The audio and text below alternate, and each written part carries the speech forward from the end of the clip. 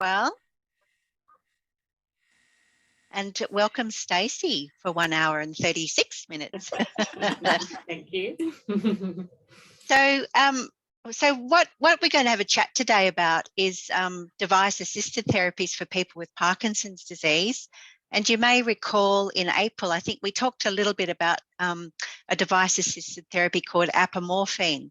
So I'm not going to talk about that today, but it is one of the options. We're going to talk about Duodopa and deep brain stimulation. And I can see a couple of people that have joined today that I know actually have DBS.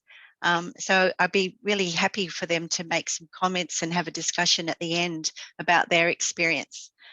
So what am I talking about when I'm talking about device-assisted therapies? When would you consider using one? What is Levodopa, Carbidopa intestinal gel, apart from being a big mouthful? How is it administered? What's deep brain stimulation? What are the benefits and what are the risks? And then we can have some questions and answers. Okay, so I know that I'm preaching to the converted about what Parkinson's disease is, but just when we go back over, it's this progressive neurodegenerative disease where there's a loss of the dopamine producing cells in the basal ganglia. The basal ganglia is responsible for movement. And so when we lose the dopamine, we have issues with movement, voluntary movement. But don't forget too that dopamine almost always also makes us feel very good. It's good for euphoria, good for pleasure. And if you hug someone, you release dopamine. We still don't know what causes the death of these cells. But there's lots of research that goes on. And to date, we still don't have a cure, which really sucks, doesn't it? So essentially what we do is we have medications to treat people's symptoms, and most people know about that.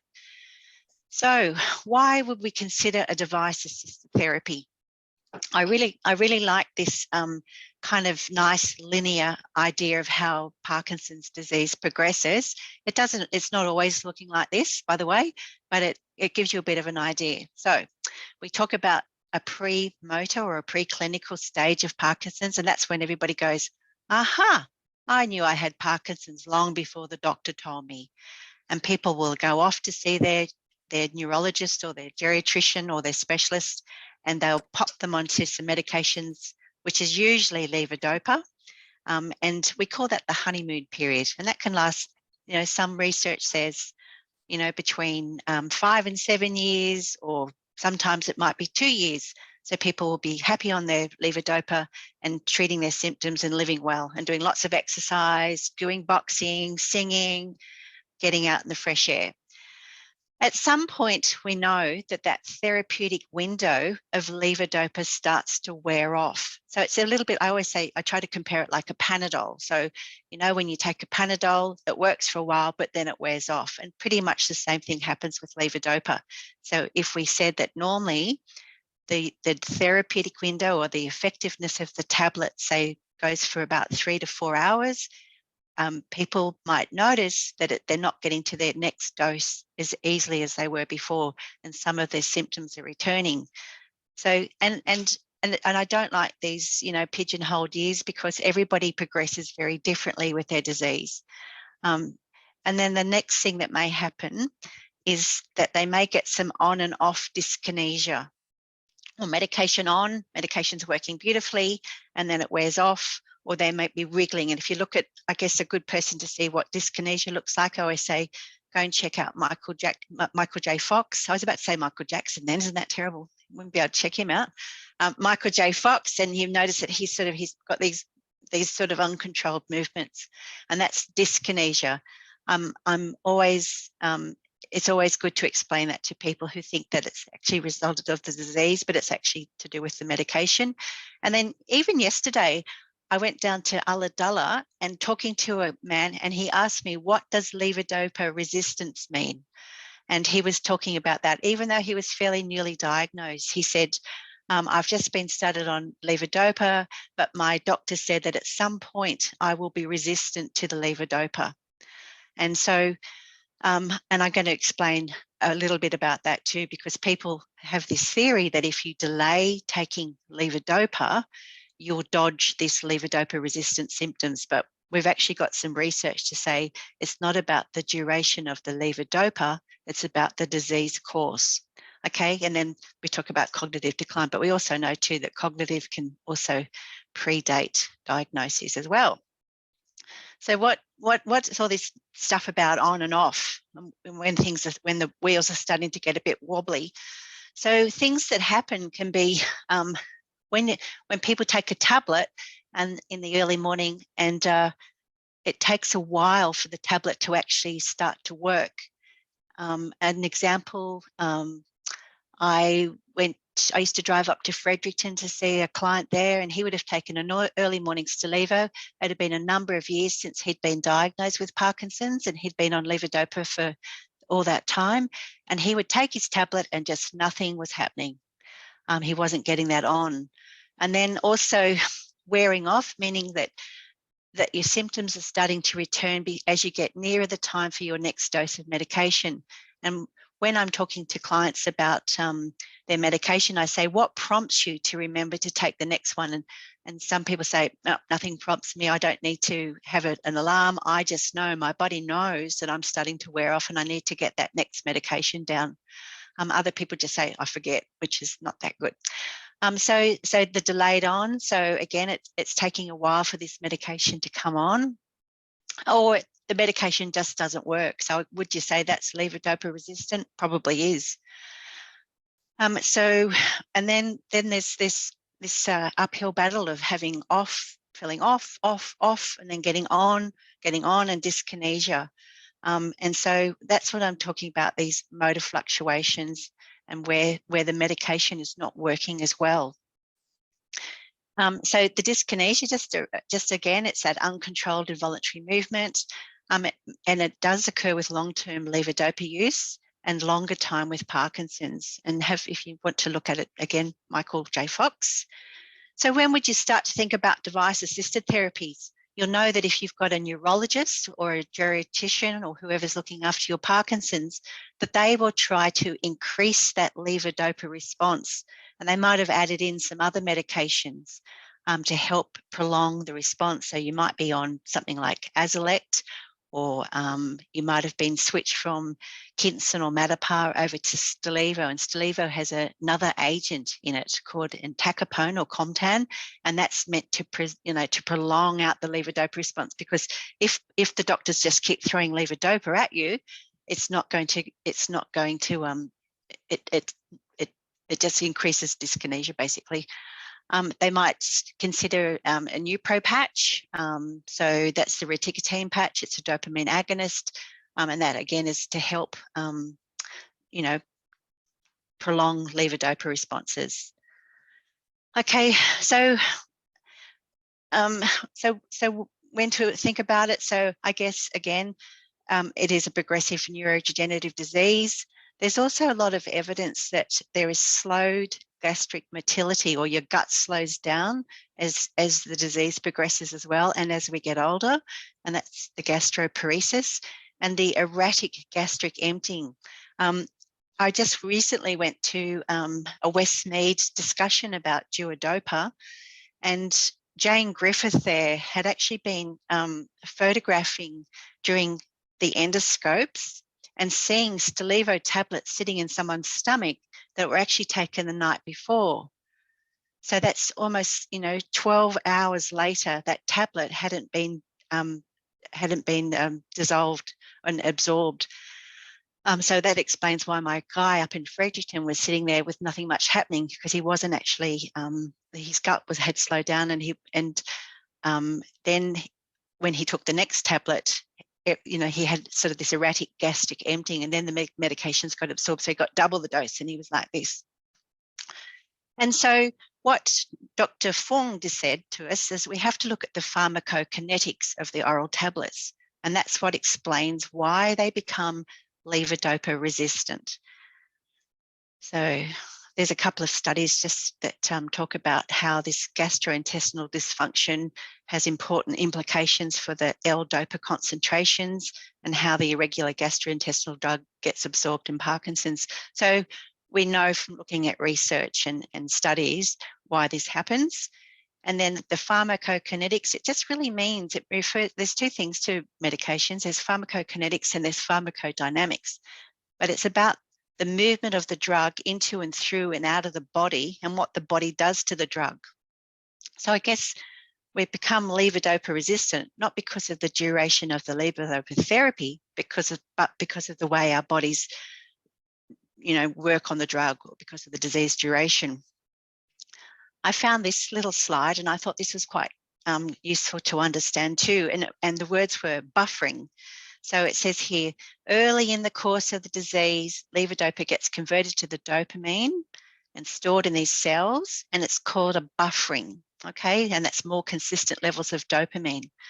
But as the disease progresses, the opportunity for buffering gets lost. And so the availability of the dopamine becomes more variable in the brain. And I want to talk about that because a lot of people say to me, if I hold off on taking levodopa, will I dodge these complications later on? And the answer is no. There was a theory that if you held off on levodopa and tried some of the other medications, that you could, may avoid these complications. But there's a couple of studies that were done. I think the first one was done in I can't see the year, 2014. It's where a whole bunch of patients in sub-Saharan Ghana who hadn't accessed medications because there was limited access were compared to an Italian cohort of similar people with Parkinson's who had been on levodopa. And the argument was that it wasn't to do with the duration of levodopa, but the disease progression. So they arrived at the same point of complications. And I hope that helps people to understand holding back on taking levodopa isn't always going to be the answer. It's always about making sure that you do get levodopa and that you are, improving symptoms and thus improving your quality of life. So considering a device-assisted therapy. So we always say, despite optimizing your pharmacological therapy, like, adding in other components to try and prolong levodopa responses, but you may end up still with motor complications, motor fluctuations, this unpredictable medication off, delayed times to come on, and troublesome dyskinesia. Okay, and then another study came along and they talked about the 5-2-1 screening criteria, which made it really easy for people like me to understand. And it was a study called Duodopa. And what the argument was that if you were taking levodopa more than 4 times a day, if you had 1 to 2 hours of off time or unpredictable or unacceptable time, and you had greater than 1 hour of troublesome dyskinesia, then you should start to consider some of the device-assisted therapies. Okay, and what they were again was apomorphine, which we can give by a subcutaneous injection. It's probably the least invasive of the therapies. It can be done as a pen, it can be done through a pump, or we can start to consider people for levodopa carbidopa intestinal gel, which is known as Duodopa, or deep brain stimulation. Okay, so Duodopa. This is where I became a Parkinson's nurse, because I absolutely love seeing people getting a really good response when they were initiated on Duodopa. To me, it was as exciting as seeing people have clot retrieval for stroke or thrombolysis for stroke, because I could see people were really deteriorating. They weren't getting any good benefit from their oral medication, and things were looking a bit grim. In actual fact, the first patient I looked after, he was actually on his way to a nursing home, and he came in from out west into St Vincent's, and he was commenced on Duodopa. We actually had thought about giving him apomorphine, but Duodopa was initiated, and he actually went home.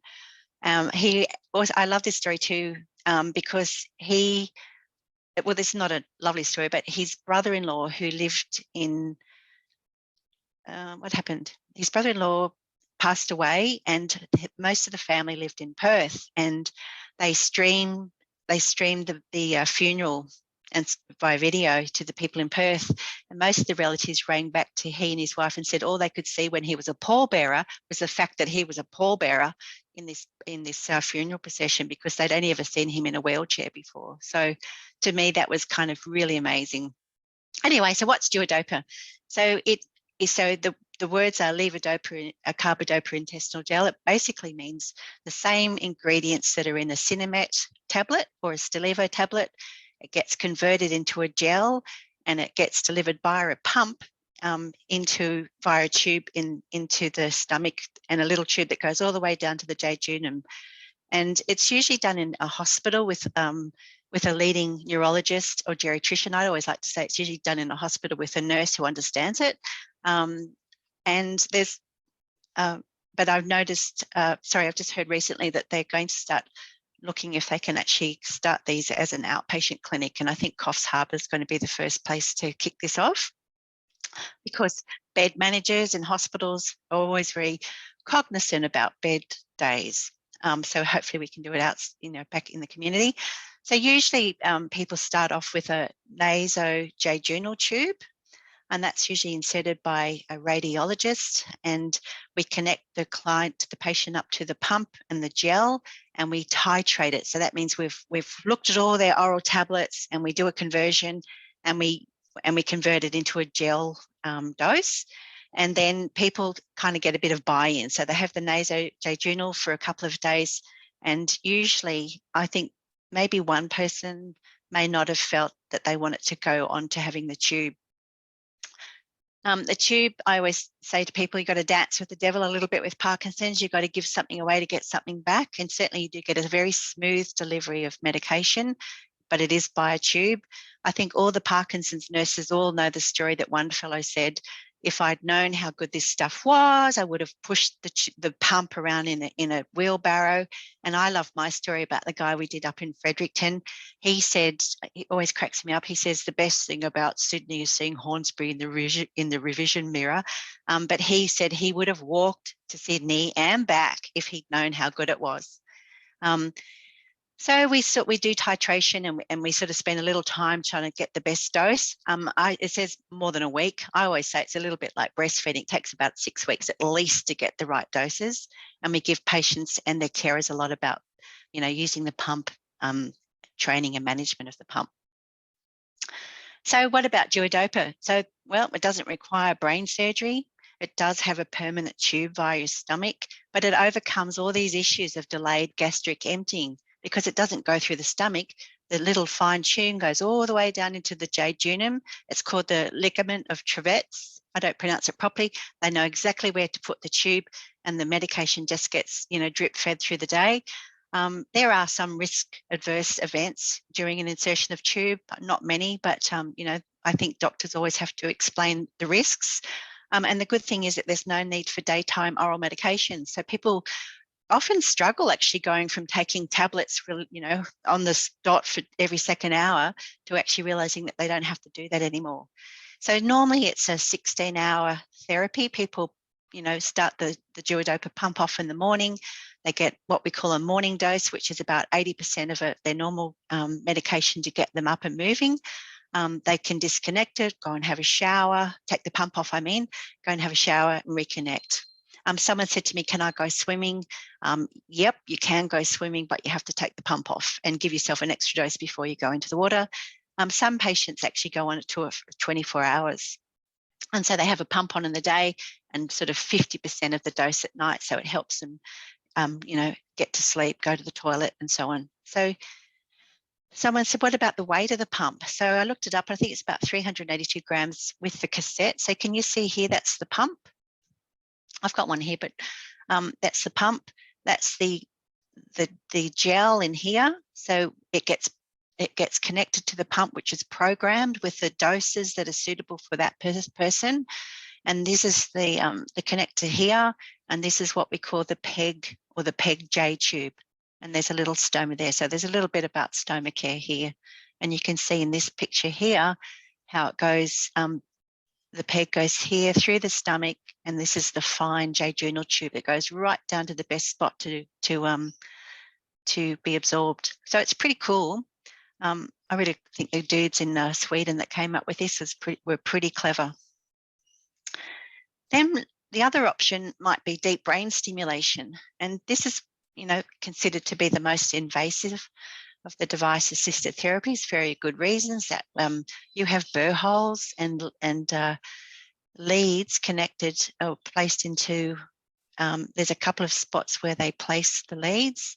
One is the subthalamic nucleus, where the aberrant pathways of Parkinson's are, or the globus pallidus. I forget the other one, but anyway, they're usually the places. And there's a right and left lead with connectors on it, with contact points. And that's connected to this extension wire that goes down to a neurostimulator or the battery, which sends off the current. And the idea of this is that it addresses, it's pretty good for tremor, really tremor resistant patients, probably a younger cohort of patients, a slightly, not sure what the age is on who may not be considered suitable. But I met a lady yesterday, I don't know if she's on today, but she, I didn't actually realize that she had Parkinson's, and she said that she's had deep brain stimulation. And I've actually thought, embarrassing, it might have been her partner that came to the meeting that had Parkinson's because she looked so good. And she said, yeah, everyone says I look really, really good. She had no tremor. She walking really well. She had a little bit of dyskinesia in one leg, but she looked really good. Asked if she regretted or whether she would have done anything differently, and I don't think she would have. So patients go into hospital. There's a pretty extensive workup for deep brain stimulation. Patients go through a battery of assessments and examinations from a psychiatrist and a psychologist and the nurses and the neurologists and the neurosurgeons, and to ensure their suitability for this device-assisted therapy. And then there's sort of probably fairly extensive programming post the implantation, and there's sort of a time lag too. That the words are, it's got some microlesioning. So when you're actually putting leads in, it can cause a bit of nerve, inflammation, takes things to settle down, and then people can also have their own patient programmer, and they might be able to, if they've got parameters that have been set by the neurologist, they might be able to up and down those according to symptoms. And then there's different groups that can be also programmed onto the patient programmer. So in the most simplistic way to describe that, sometimes DBS can affect speech, but improve mobility. So someone might actually turn down the stimulation to get improved voice on a different group, and then switch back for mobility. Most people don't really want to touch it though, I think. So what's the DBS benefits and risks? Like similar benefits to those of Duodopa. As I said, there's a fairly extensive workup for DBS with the different cohorts. Oh, I spelled psychiatrist incorrectly. I think the neurologist will always explain the operation risks, like 1 to 2% risk of a stroke or a hemorrhage, and that there may be some personality changes post DBS insertion. So I also know too that there's been a bit more of a trend these days where people, when they have these discussions with movement disorder specialists, that they'll explain the options and tell people what's available, but they really support them to select the one therapy that they would think would be most suitable. So they do get a choice. I don't think anybody I've heard or spoken to has said that a neurologist said you must have this or you must have that. I know, definitely there's lots of education about what's available, and people are encouraged to select the one that they think would best suit their lifestyle. So where can I get it? Not at Lowe's, but there are DBS centres in Sydney, and that's at Westmead with either Professor Fung, Neil Mahant, and they use two different neurosurgeons, Jacqueline McMaster or BrianOwler. I was really excited because I got to go out to spend a day at Westmead with Neil Mahant and BrianOwler and watched the DBS surgery. And it was, I tell you what, I had a newfound respect for the neurologists and the neurosurgeons and all the people involved. I certainly laid down the red carpet for them. Royal North Shore Private, which is Paul Silberstein and Ray Cook. And I think both these centres have celebrated the number of DBS implantations that have done. I'm not quite sure how many St Vincent's have done, but they certainly have their funding in the public and also in the private for DBS. And for Duodopa, I was busily rushing, which is why I was a bit late, Morel, getting onto online.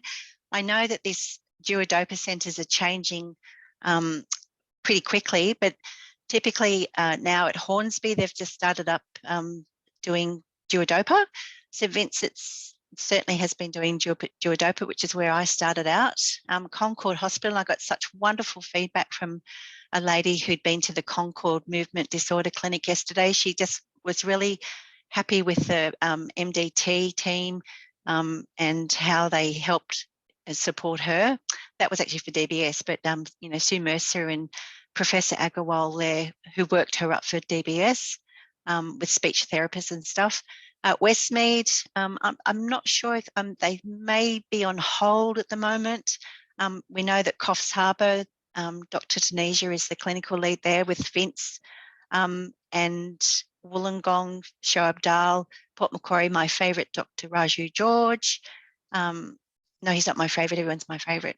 And these are not the full list, because I know that a lot of centres have actually been able to get their policies and procedures across the ethics committee and the patient quality committees, and actually starting to titrate. I just want to say about one thing about Duodopa as well.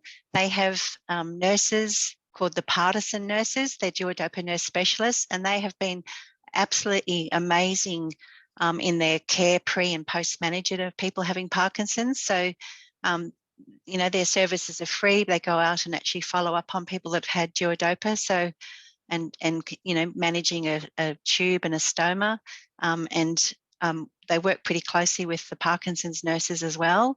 And we all just actually all went to a conference together, and it was lovely to see all the people that I had worked with in Partisan. And we managed to nab a Partisan nurse up in Tweed, actually, who's now working as a Parkinson's nurse. A lot of people, if they were concerned, especially regionally, that they won't get support post-op or post-insertion, I beg to differ and say that there are definitely lots of people out there to support and help managing these devices. And also, the nurses that work for Parkinson's New South Wales, we get great support also too from Medtronic and Boston Scientific, who are the people that supply the hardware for deep brain stimulation. And I know that Penny's Marshall's in the Zoom list, but we were actually able to do remote programming via telehealth, which was pretty exciting when I was in Port Macquarie. And we were actually able to look at the devices and have the neurologist on the other end of on the screen, and that was pretty cool. I thought it was cool. Anyway, the patients were probably terrified with me turning their DBS on and off or doing an impedance check. So I hope that gives you some ideas about what we're talking about with device-assisted therapies. I'd like to think that they are accessible, equitable, and people can access them if they need them. Another theme perhaps was that something that I never learned, always to leave the party when you're having a good time. And I think some of the themes too are that maybe these device-assisted therapies should be considered before the wheels get wobbly and start to fall off, and when people are at their optimum health. That they are great therapies and certainly address those issues about what we consider levodopa resistant or delayed gastric emptying and those associated factors.